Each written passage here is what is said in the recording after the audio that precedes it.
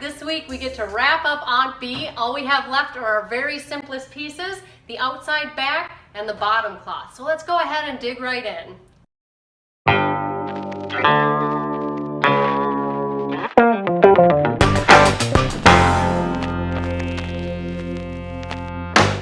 Okay, so let me show you what we have prepared for our outside back here. Just like the arms, we are going to start with synthetic burlap to close that space up. We are going to put a split of batting, and let me show you. So our batting comes in 3/4 ounce, which sometimes we use that full thickness, and then sometimes we just split it right down the middle, and it does that nice and evenly. So on outsides where we don't want it so puffy, we can just get a half a layer. We have our outside back, which of course is marked. And as you can see, they're all roughly the same size. And we'll just trim off what we don't need in each of those layers. Let's get started. If you remember from our outside arm, the idea is going to be the same here. We just need to close this space up. We don't necessarily have to go all the way out to the edges. And in fact, we probably don't want to because we have to cover this layer up. So we're going to fold that. And we're going to staple, and we will mark, we have our center mark right there. We'll worry about that later for our fabric. For our burlap, I'm not exceedingly concerned if it's exactly straight or if it's exactly centered, as long as I have enough to reach.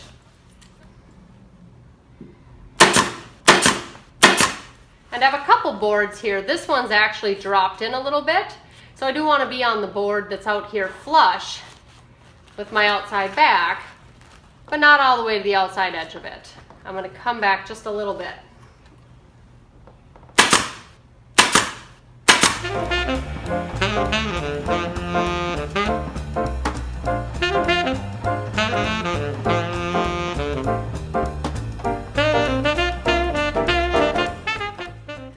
So this is going to be kind of fun because we're actually using techniques that you've seen in earlier videos, but we're going to be using them in combination. So now we get to show you not new techniques, but how to apply them to a new situation. So our plan at this point is to cardboard strip the top edge like we did for our tack band on the front of the chair, and then we are going to hand close the sides. So what that means is that I'm not going to put the batting on yet. If you remember, on our outside arm and wing, we did burlap, and then we did our padding. But on here, I'm going to start my fabric first so I can get my cardboard strip in there. And if that's confusing, don't worry. We're going to walk through this whole thing together.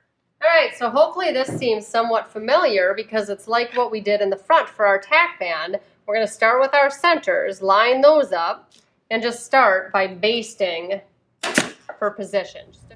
Now we're going to staple sparingly because on back tacking, we're looking at the back side of the fabric, and it's always a good idea to do lots of double checking to make sure that you like what's going on here. That things look straight, that you don't have any staples peeking out of there. Let's flip this back and get going. So our next step is to get our cardboard tack strip in there. About exactly where I want this. So let's start end, center. And can you see I'm just a little bit in from the end there. Okay, let's flip this down. As you can see, we talked about on our inside pieces how much we have coming around and landing in one spot in a corner like this. So that's why we were so insistent on trimming fabric out. And even so, now we may find that this is a good place for us to switch staple length. For this whole project, I've been using a 10mm or a 3/8, that's pretty standard, and I'm going to go up to just about a 1/2 inch, and sometimes that little extra bit is enough to get through our thick spots. So if you find that your staples aren't grabbing, go to a longer staple, and if they're still not grabbing, you have some trimming to do.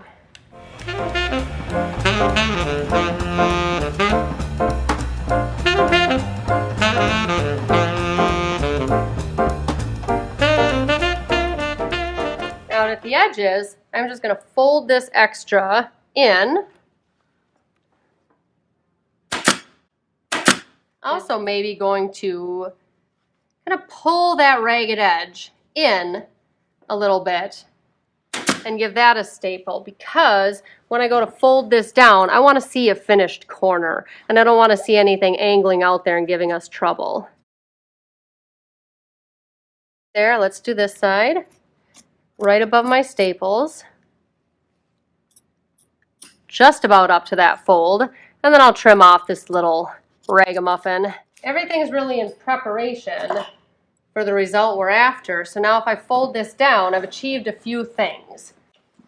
I still have that finished corner that I'm after, but by cutting, now I can pull this out and I can work with it. I can trim it off. There's certain techniques where I would want access to this fabric.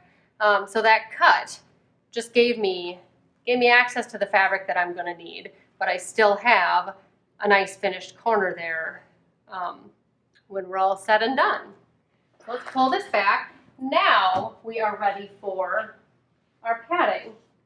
We're going to fold that so we have a nice full even edge along our cardboard strip.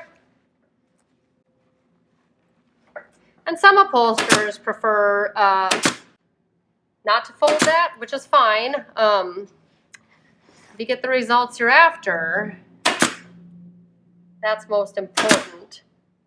Not whether or not you choose to fold your batting. Down on the bottom, we're just going to stretch. And again, I can staple right on this side, or I can take my staples right around the edge. But we just want to get that bottom edge so it has a little bit of padding on there. But this edge is going to be hand sewn. So if you remember on our outside arm and wing, we just wanted to fold that and tack it. If I'm going to stitch right out at the edge, I want to staple my padding just about a 1/4 inch behind that. Just enough so that I can cover up all of this.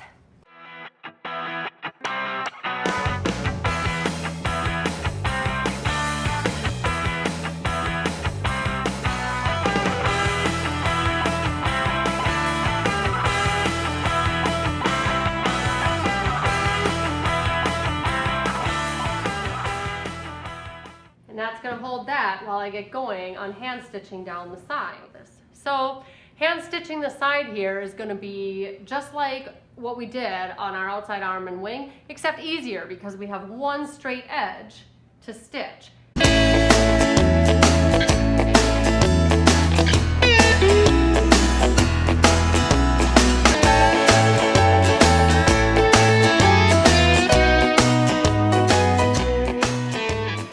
All right, I'm going to pin these lines in and then we're going to go ahead and hand stitch this, but since we already focused on that in our last video, we're not going to cover the material again. We're just going to speed past it. If you want to hear more and see more about hand stitching techniques, hop back to our last video on the outside arm and wing. Otherwise, we'll see you in just a minute and we'll finish up the bottom. All right, all I'm doing is popping these 3 basting staples and I'm going to retension the bottom to make sure it's nice and secure.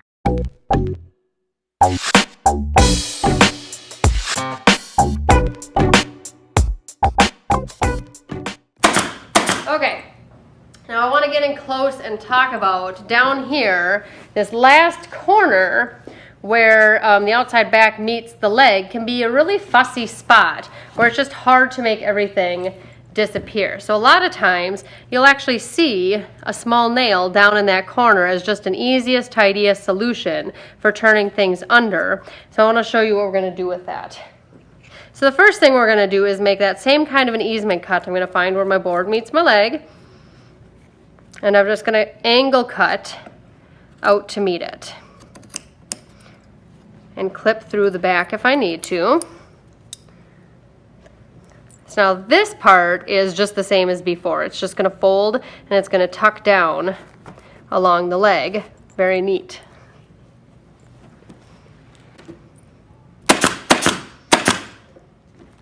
Now this is the one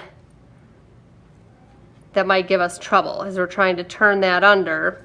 And I think I'm going to clip a little bit of fabric out of there. Getting a lot of layers all piled up.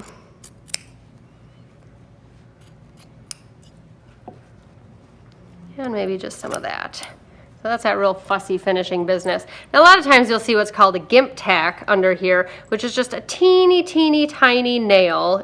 It's nothing fancy, it just is the most discreet way to close this. Now I actually like a lot of times to use a decorative nail, which is going to be a little bigger, and they come in different finishes. But one of the things that I like about it, this is a French natural, which goes with a lot of our fabrics. Certainly goes nice with Ompy. One of the things I like about it is that since it's a little bigger, I can go ahead and put a staple in here if I'm very careful. So that means I can tension and fold my fabric without having to hang on to a nail and a tack hammer at the same time. So that's how we're going to finish that off. Let's go over and we'll do the same thing on the other side.